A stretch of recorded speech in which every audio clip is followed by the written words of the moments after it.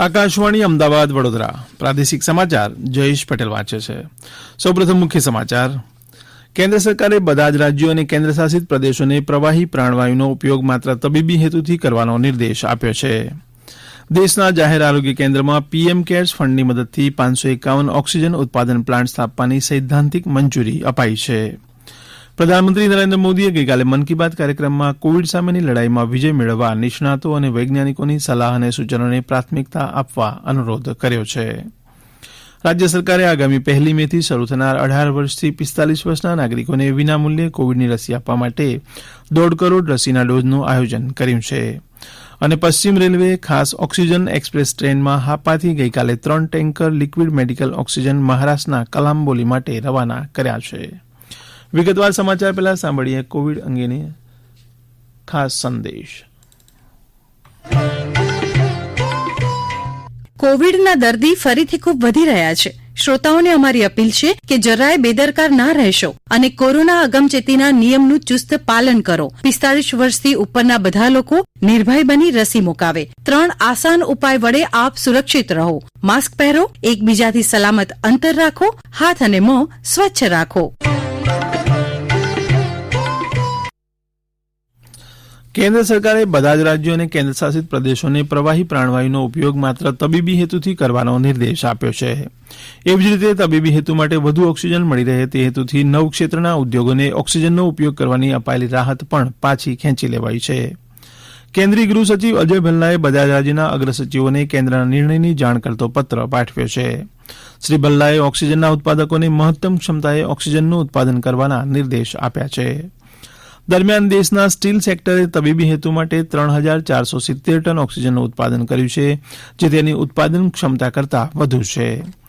તબીબી હેતુથી ઓક્સિજનની ઉપલબ્ધતા વધારવા જાહેર તથા ખાનગી ક્ષેત્રના બધા જ ઓક્સિજન ઉત્પાદન એકમો 24 કલાક કામગીરી કરી રહ્યા છે.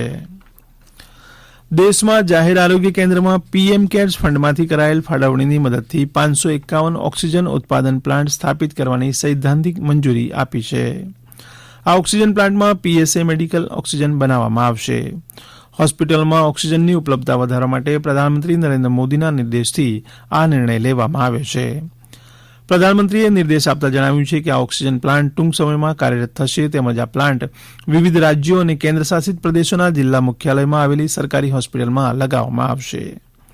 અત્રે ઉલ્લેખનીય છે કે આ વર્ષની શરૂઆતમાં દેશના જાહેર આરોગ્ય કેન્દ્રો માટે 162 પીએસએ મેડિકલ ઓક્સિજન પ્લાન્ટ સ્થાપવા માટે પીએમ કેર્સ ફંડમાંથી 2 અબજ 1 કરોડ રૂપિયાથી વધુ રકમ ફાળવવામાં આવી છે. પ્રધાનમંત્રી નરેન્દ્ર મોદીએ ગઈકાલે આકાશવાણી પરથી પ્રસારિત થનાર મન કી બાત કાર્યક્રમમાં કોવિડ સામેની લડાઈમાં વિજય મેળવવા નિષ્ણાતો અને વૈજ્ઞાનિકોની સલાહ અને સૂચનાઓને પ્રાથમિકતા આપવા અનુરોધ કર્યો છે. તેમણે કહ્યું કે આપણે દવાઈ ભી કડાઈ ભી મંત્ર યાદ રાખવો જોઈએ. ઉપરાંત લોકોને અપીલ પણ કરી છે કે રસી લો, સાવચેતી રાખો અને સલામત બનો. તેમણે દેશ સામેના કોવિડના પડકારનો છેલ્લા 1 વર્ષથી અગ્રીમ હરોળમાં રહીને સામનો કરી રહેલા તબીબો, નર્સો વગેરેની કામગીરીને બિરદાવી હતી. हमारे मेडिकल फील्ड के लोग फ्रंटलाइन वर्कर्स दिन रात सेवा कार्यों में लगे हैं, वैसे ही समाज के अन्य लोग भी इस समय पीछे नहीं है. देश एक बार फिर एकजुट होकर कोरोना के खिलाफ लड़ाई लड़ रहा है. कोई क्वारंटाइन में रह रहे परिवारों के लिए दवा पहुंचा रहा है, कोई सब्जियां, दूध, फल आदि पहुंचा रहा है, कोई एम्बुलेंस की मुफ्त सेवाएं मरीजों को दे रहा है. देश के अलग अलग कोने में इस चुनौतीपूर्ण समय में भी स्वयंसेवी संगठन आगे आकर दूसरों की मदद के लिए जो भी कर सकते हैं वो करने का प्रयास कर रहे हैं. સાથે સાથે ક્વોરન્ટાઇન થયેલા પરિવારોને દવા, દૂધ, શાક આપનાર તેમજ સમાજના વિવિધ વર્ગોને મદદરૂપ થનાર સેવાભાવી સંસ્થાઓ, વ્યક્તિઓની કામગીરી પણ પ્રધાનમંત્રીએ બિરદાવી હતી. પ્રધાનમંત્રી સાથેની વાતચીતમાં ડોક્ટર શશાંકે કોવિડની પહેલી અને બીજી લહેર વચ્ચેનો ભેદ સમજાવ્યો હતો.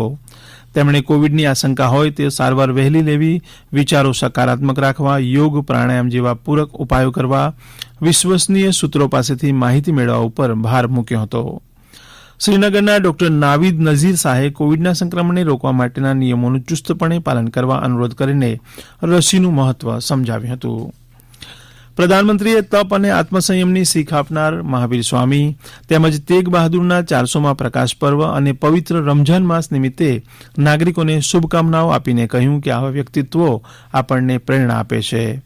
તેઓ જણાવે છે કે જેટલી નિષ્ઠાથી પ્રામાણિકતાથી આપણે કર્તવ્ય પાલન કરીશું એટલી જ ઝડપથી આપણે સંકટમુક્ત ભવિષ્ય તરફ આગળ વધી શકીશું.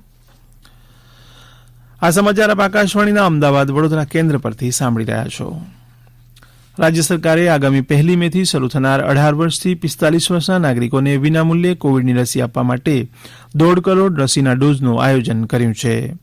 આ હેતુથી પુણેની સિરમ ઇન્સ્ટિટ્યૂટ પાસેથી 1 કરોડ તેમજ હૈદરાબાદની ભારત બાયોટેક પાસેથી કોવેક્સિનના 50 લાખ ડોઝ મેળવવા ઓર્ડર અપાયા છે. મુખ્યમંત્રી વિજય રૂપાણીના અધ્યક્ષપદે ગઈકાલે મળેલી કોર સમિતિની બેઠકમાં શ્રી રૂપાણીએ કોવિડ રસીકરણનું અભિયાન વધુ વ્યાપક બનાવીને જિલ્લા અને તાલુકા કક્ષાએ 18 થી 45 વયજૂથના નાગરિકોને રસી આપવા અંગે માર્ગદર્શન આપ્યું હતું. ઉલ્લેખનીય છે કે 18 થી 45 વયજૂથના નાગરિકો માટે 1 મેથી શરૂ થનાર રસીકરણ અભિયાન માટે 28મી એપ્રિલથી કોવિન પોર્ટલ પર નોંધણી કરાવી શકાશે. ગુજરાત આરોગ્ય કર્મીઓ, અગ્રીમ હરોળના યોદ્ધા તથા 45 વર્ષથી વધુ વયના નાગરિકોને કોવિડની રસી આપવાના ક્ષેત્રે અગ્રેસર છે. અત્યાર સુધી રાજ્યમાં 6000 જેટલા સરકારી તથા ખાનગી રસીકરણ કેન્દ્રો દ્વારા 1 કરોડ 13 લાખ નાગરિકોને કોવિડની રસી આપવામાં આવી છે. રાજ્યમાં ગઈકાલે કોવિડના નવા 14,296 કેસ નોંધાયા છે. આ સાથે કુલ સંક્રમિતોનો આંક 4,96,033 થયો છે. રાજ્યમાં ગઈકાલે 6,727 દર્દીઓ સાજા થયા છે. આ સાથે કોવિડને માત આપનારની સંખ્યા 3,74,699 થઈ છે. રાજ્યમાં સાજા થવાનો દર 75.54% થયો છે.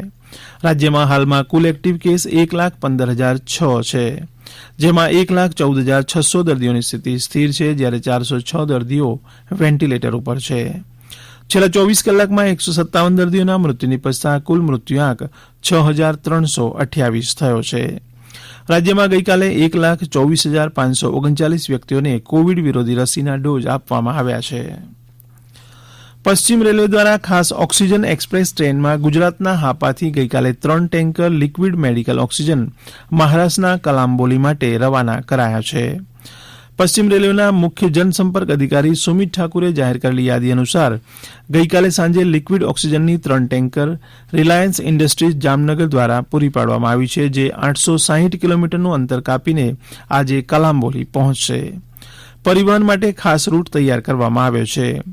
કોવિડ મહામારીમાં તબીબી પરિસ્થિતિમાં જરૂરી એવા ઓક્સિજન માટે ભારતીય રેલવે મિશન મોડ પર આગામી 24 કલાકમાં 140 મેટ્રિક ટનથી વધુ લિક્વિડ ઓક્સિજન પહોંચાડશે. ભારતીય શાસ્ત્રીય સંગીતના દિગ્ગજ ગાયક પંડિત રાજન મિશ્રાનું ગઈકાલે દિલ્હીની હોસ્પિટલમાં અવસાન થયું છે. રાષ્ટ્રપતિ રામનાથ કોવિંદે પંડિત રાજન મિશ્રાના અવસાન અંગે દુઃખની લાગણી વ્યક્ત કરતા જણાવ્યું હતું કે દેશ વિદેશમાં ભારતીય શાસ્ત્રીય સંગીતની લોકપ્રિયતા વધારવામાં તેમણે આપેલું યોગદાન હંમેશા યાદ રહેશે. પ્રધાનમંત્રી નરેન્દ્ર મોદીએ પંડિત રાજન મિશ્રાના અવસાન અંગે ઊંડા શોકની લાગણી વ્યક્ત કરતા જણાવ્યું છે કે પંડિતજીના નિધનથી કલા અને સંગીત જગતને ન પુરાય તેવી ખોટ પડી છે.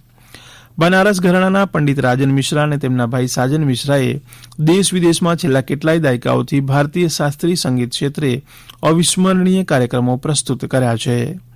રાજન મિશ્રાએ પદ્મભૂષણ, સંગીત નાટક અકાદમી પુરસ્કાર અને ગંધર્વ રાષ્ટ્રીય પુરસ્કારથી સન્માનિત કરાયા હતા.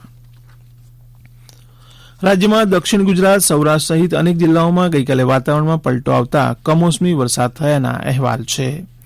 જામનગરના કાલાવાડ ગ્રામ્ય પંથકના રણુજા, ધુતારપુર, સુમરી સહિતના ગામોમાં આજે ગઈકાલે વીજળીના કડાકા સાથે કમોસમી વરસાદ પડ્યો હતો, જેથી ખેડૂતોને વિવિધ પાકોને નુકસાન થવાની ભીતિ સેવાઈ રહી છે. સુરેન્દ્રનગર જિલ્લામાં ચોટીલા તાલુકાના ગામો પણ અચાનક વાતાવરણમાં પલટો આવ્યો હતો અને વરસાદ થયો હતો. અંતમાં મુખ્ય સમાચાર ફરી એકવાર. કેન્દ્ર સરકારે બધા જ રાજ્યો અને કેન્દ્રશાસિત પ્રદેશોને પ્રવાહી પ્રાણવાયુનો ઉપયોગ માત્ર તબીબી હેતુથી કરવાનો નિર્દેશ આપ્યો છે. દેશના જાહેર આરોગ્ય કેન્દ્રમાં પીએમ કેર્સ ફંડની મદદથી 551 ઓક્સિજન ઉત્પાદન પ્લાન્ટ સ્થાપવાની સૈદ્ધાંતિક મંજૂરી અપાઈ છે. પ્રધાનમંત્રી નરેન્દ્ર મોદીએ ગઈકાલે મન કી બાત કાર્યક્રમમાં કોવિડ સામેની લડાઈમાં વિજય મેળવવા નિષ્ણાતો અને વૈજ્ઞાનિકોની સલાહ અને સૂચનોને પ્રાથમિકતા આપવા અનુરોધ કર્યો છે. આકાશવાણી અમદાવાદ વડોદરા કેન્દ્ર પરથી પ્રાદેશિક સમાચાર પૂરા થયા.